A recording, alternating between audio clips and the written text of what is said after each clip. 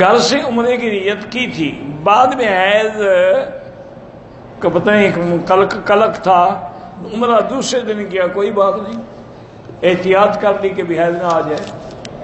ایک 12 سال کا بچہ ہے جو کہنا نہیں مانتا، اللہ ہدایت دے۔ ایک طواف ایک والد کے لیے یا والد ایک کے لیے، ایک عمرہ بھی اسی طرح، 2 کے لیے اکٹھا نہیں۔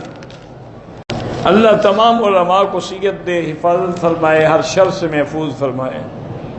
ہم نے دم دیا ہے، وہاں سب عربی زبان والے تھے، اس لیے ہمیں سمجھ نہیں ہے، کیا سمجھ کے آنی تھی؟ ایک بکری خریدو، ذبح کرو، عربی ہو یا کوئی ہو، اس میں تم نے کوئی بکری کی زبان سمجھنی تھی۔ دم والے بکرے کے وہی شرائط ہیں جو قربانی والے کے ہیں۔ مفتی زاہد اقبال فوت ہو گئے، اللہ مغفرت فرمائے۔ میری بہن کی شادی کو 22 سال ہو گئے ہیں، اس کا خاوند بہت جھگڑا کرتا ہے، اللہ ہدایت دے، اس کے لیے یا لطیف و یا ودود و پڑھ کے دم کیا کریں۔ میری بیوی وزٹ ویزے پہ آئے گی، احرام لاہور ایئرپورٹ سے ہی وہ نیت کر لے گی، یہاں آنے کے بعد پہلے عمرہ کرے گی، فارغ ہو کے پھر میاں بیوی سے ملے۔ بچہ 6 مہینے کا، اس کے لیے کوئی عمرے کے لیے ضروری نہیں۔ نماز میں دنیاوی خیالات آتے ہیں، جب اللہ نے معاف کیے ہیں تو ہمیں کیا ہے؟ باہر جو سبیل چل رہی ہے، اگر غریب ہیں تو کھا لیں، امیر ہیں تو نہ کھایا کریں۔ بہرحال جہاں سے بھی کسی نے سلام بھیجا ہے، اللہ اس کو خوش رکھے۔ نماز میں ہاتھ جو ہے ناف کے نیچے باندھنے چاہیے، جو حضرت علی سے حدیث مبارک ہے کہ وضع الیمین علی الشمال تحت السرہ، اور آپ نے فرمایا من السنت، کہ سنت یہی ہے، باقی اوپر باندھنا ثابت تو ہے لیکن سنت ہی ہے۔ سنت وہ ہوتی ہے جس پہ ہمیشہ عمل ہو۔ میری بھتیجی ام حبیبہ جو ہے، اللہ پاک اس کو اچھا بنائے، صالح بنائے۔ میرا بھائی جو مولانا، مجھے اندازہ ہے کہ انہوں نے ہلٹن ہوٹل میں ٹھہرے ہوئے، وہاں جا کے مل لیں۔ میری کمر میں درد ہے، فزیو تھراپی کرائیں۔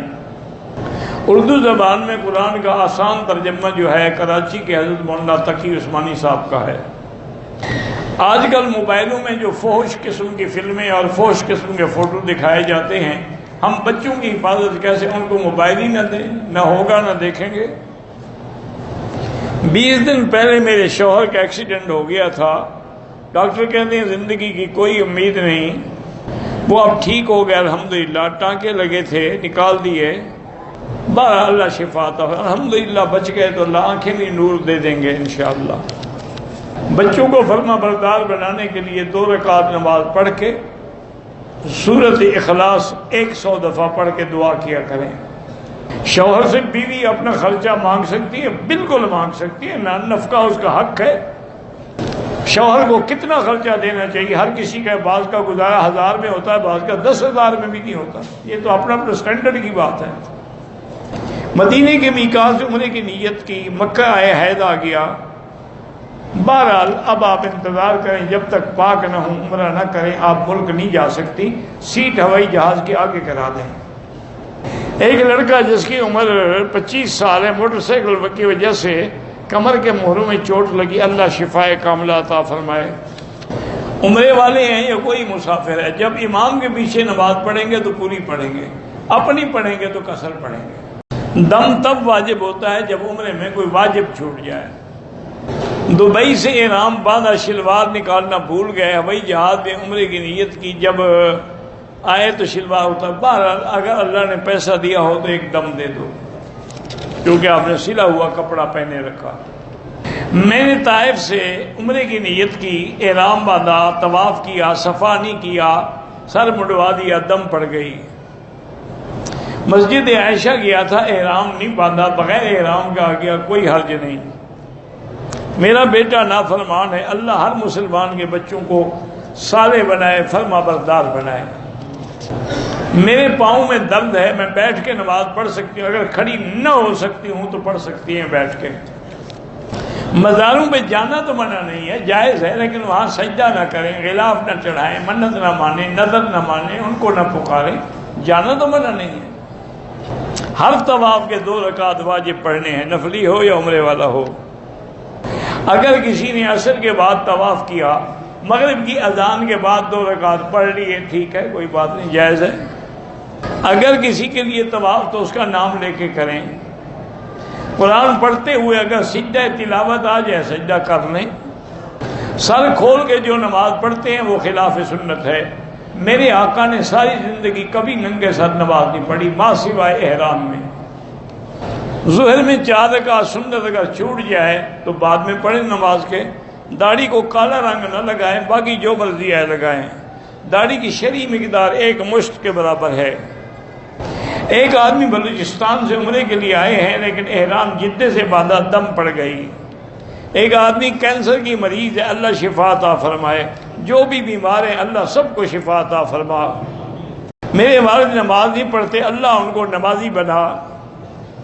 میری بیوی کو اس نے گولی وغیرہ بھی کھائی ہوئی ہے لیکن چند قطرے نظر آتے ہیں. یہ دیکھو اس کے حیض کے دن ہیں یا نہیں ہیں.